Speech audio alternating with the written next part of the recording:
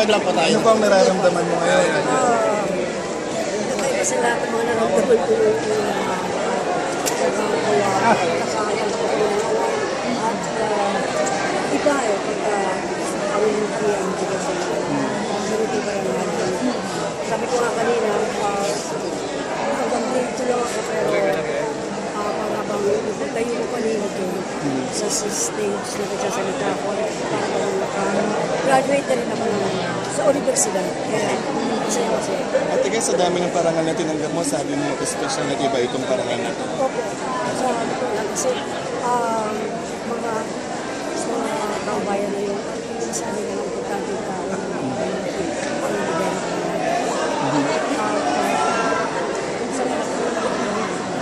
ano masasabi mo, sabi ng mga tao dito sa UP, ikaw dalang pambansa mo talaga ng sining para sa kanila? Siyempre, masasabi ko din, nakakatuwa dahil sa hindi mo na po recognize. Apo. Pero ang mga pangtang bayan, katulad ang mga teachers na lalo nila ang bibigay na parang sa akin. Susunod yata na natatanggap ako sa PUP. Puro eskwela. So, puro eskwelahan ang nagbibigay, estudyante, teachers, yun ang nagbibigay po sa inyo ng recognition. At kayo kanina po nabanggit nyo yung mga proyekto nyo po ngayon, puro po sa, kumaga, indie po ngayon. Madami ho nag-aantay na bumalik ulit kayo sa mainstream. Madami ho naghahanap pa rin ng proyekto nyo nagagawin. Alam mo, mas wala pagkakaiba naman siguro magpagawa ng indie man. Kasi nakakagawa ka ng indie na maganda na gugustuhan sa ibang bansa, nadadala natin sa ibang bansa, at nagbibigay din ng karangalan para sa Pilipinas, nagkarangalan yung Daewoo at itong justisya ay mapupunta rin sa ikot din sa buong mundo at ang dimensya din ikot sa buong mundo. Ang justisya yata sa Venice.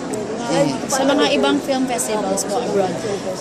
Ate Gagin, nabanggit nyo kanina naging producer din po kayo. May soon po ba? Balak nyo po ba ulit mag-produce ng pelikula? Balak ko na mag-produce ulit ng pelikula. Balak ko sa ulit ng pelikula productions. Pero tapos ko muna yung mga napanood ko pelikula sa labas. Pero soon po. Soon. Sana hindi matapos ang taon makapag-upis sa mga. Ate Gay po, lately po may nanalo pong bagong young Little Superstar sa like ko po yung pangalan sa ABS-CBN po, isang siyang talent condition, kumakanta din po.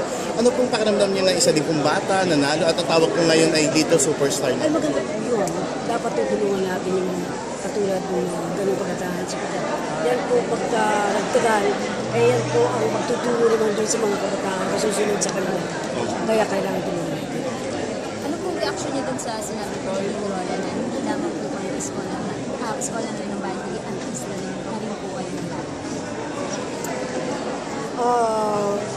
Isang sabi na isang mga taong bayan na nagsasabi nakakatuwa. Sila yung mga nakakaramdam o nakakaalam kung ano ka ba.